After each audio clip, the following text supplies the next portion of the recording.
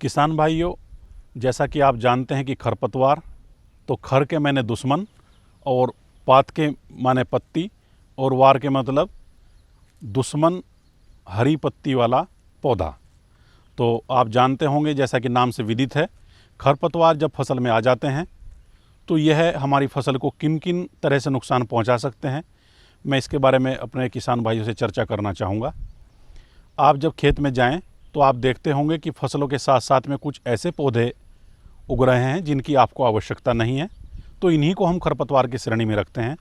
सबसे पहली बात तो ये पौधे खेत में उस स्थान को घेरते हैं जो हमने अपनी फसल के लिए तैयार किया है।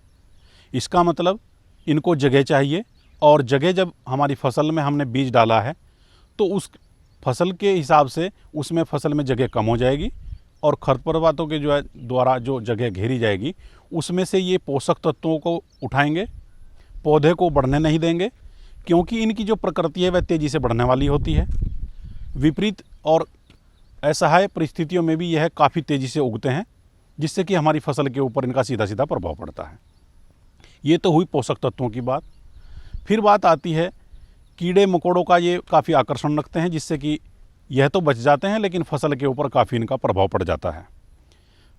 धूप पौधे के ऊपर कम पड़ेगी, खरपतवार ज़्यादा उसका प्रयोग करेगा, लिहाजा हमारी फसल में पैदावार भी कम होगी।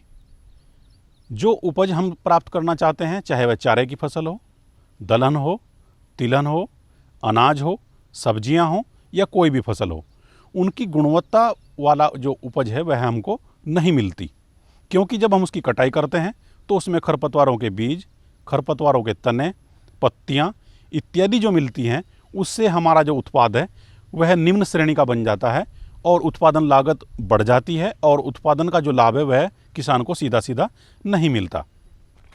आप किसी भी फसल में देख लें, 40% से लेकर 90% तक अलग अलग फसलों में नुकसान देखा जा सकता है। खरीफ की फसल चूँकि इस समय नमी बहुत ज़्यादा रहती है, पानी बहुत ज़्यादा रहता है, तापक्रम भी अच्छा रहता है, तो सभी फसलों में खरपतवारों की भरमार रहती है।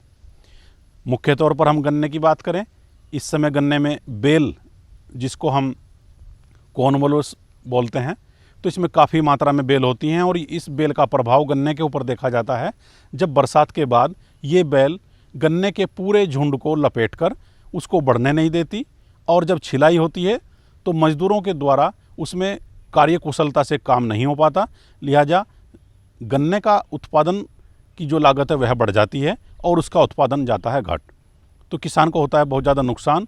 तो इसलिए किसान भाई ध्यान रखें कि बेल को तत्काल ही दरांती से निकाल दें मजदूरों के द्वारा खेत में घूमते हुए, या पत्ता आप निकाल रहे हो नीचे का तब आप उसको हटा दें। रासायनिक नियंत्रण के लिए 2,4-D आधा किलोग्राम 500 लीटर पानी में घोल बनाकर इसी में 10 किलो यूरिया भी आप मिला दें। इसका यदि आप छिड़काव कर दें तो इससे बेल या चौड़ी पत्ती वालों घास का नियंत्रण गन्ने की फसल में हो जाता है। लेकिन जो दूसरी फसलें हैं उनमें किसान भाई दूसरे जो घास हैं उनसे परेशान होते हैं।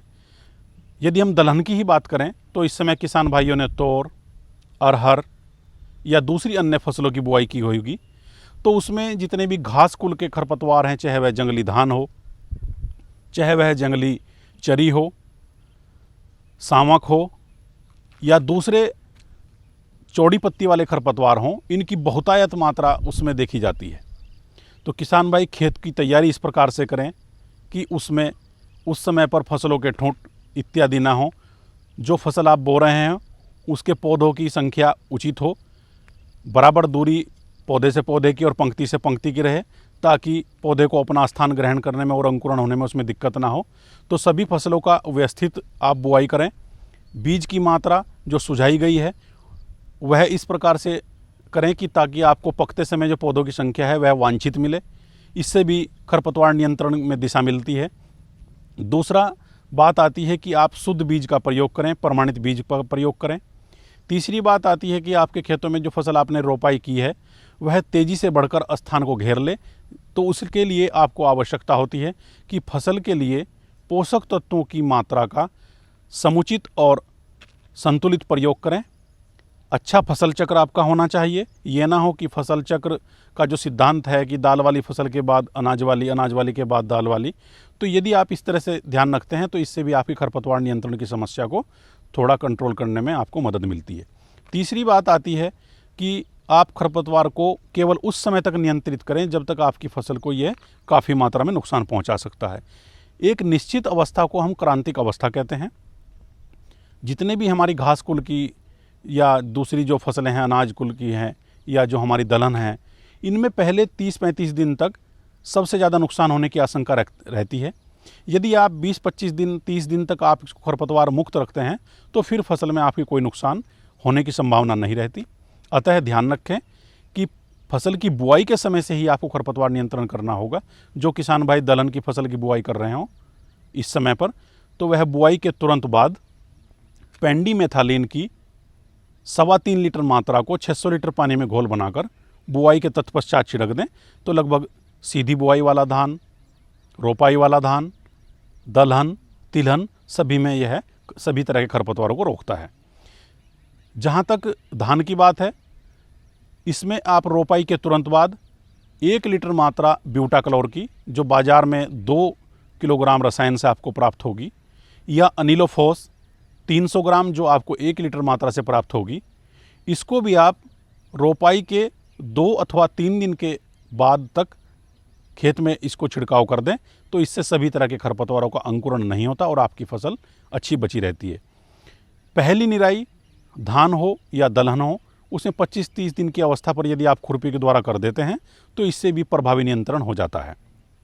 धान की फसल में यदि आपको काफ़ी मात्रा में खरपतवार दिखाई दे रहे हों, 2 पत्ती से लेकर 5 पत्ती तक की अवस्था हो, तो इन खरपतवारों को नियंत्रित करने के लिए खड़ी फसल में भी खरपतवारों का नियंत्रण रासायनिक विधि से संभव है। इसमें बिस्पायरीबैक 10% जो सांद्रण है घुलनशील, आप उसकी 200 ग्राम मात्रा को प्रति हेक्टेयर 600 लीटर पानी में घोल बनाकर जब आपके खरपतवार 2 अथवा 4 पत्तियों के हों इस्तेमाल करें और 24 घंटे के बाद में आप पानी लगा सकते हैं खेत में।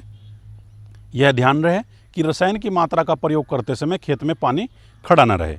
इससे रसायन की जो प्रभाविकता है वह कम होती है और यह नए युग के रसायन हैं। किसान भाई मात्रा को उतनी ही लें जितनी सुझाई गई है। नज़दीकी विशेषज्ञ से भी संपर्क कर सकते हैं। तो ये ध्यान रहे धान में इस प्रकार से आप नियंत्रण कर लें। यहीं पर यदि हमारे किसान भाई दलहन की बात करते हैं तो दलहन में पहली निराई आप 15 से 25 दिन के मध्य कर सकते हैं। दूसरी निराई 30 दिन के आसपास यदि कर देते हैं तो खरपतवार नियंत्रण की अपने आप में आवश्यकता खत्म हो जाती है। यहीं पर दलहन और तिलहन, दलहन में यदि हम बात करें उड़द, मूंग, इन फसलों की, और जहाँ तक दूसरी जो फसल है जैसे हमारी मूंगफली है या सोयाबीन है, पहले इन फसलों में बुआई के बाद कोई रसायन हमारे किसान भाई प्रयोग नहीं कर सकते थे। लेकिन आज के समय में ऐसे रसायन उपलब्ध हैं जो किसान भाई मूंगफली की बुआई करने के बाद, सोयाबीन की बुआई करने के बाद, उड़द अथवा मूंग की बुआई करने के बाद 20 दिन की अवस्था पर खड़ी फसल में इमेजोथाइपार जो रसायन है उसकी 1 लीटर मात्रा प्रति हेक्टेयर के हिसाब से 18 से 24 दिन के मध्य यदि छिड़काव कर देते हैं तो लगभग सभी प्रकार के जो खरपतवार हैं उनका नियंत्रण इन फसलों में हो जाता है। तो इस प्रकार हमारे किसान भाई खरपतवार नियंत्रण की दृष्टि से इन फसलों की बराबर निगरानी करते रहें और निराई और रासायनिक विधि से और मानवीय विधि से आप इस प्रकार का तालमेल बिठाएं कि मिला जुला प्रयोग आप करें, तो इससे आपकी फसलों में खरपतवार नियंत्रण की जो प्रक्रिया है वह बहुत ही अच्छी होगी।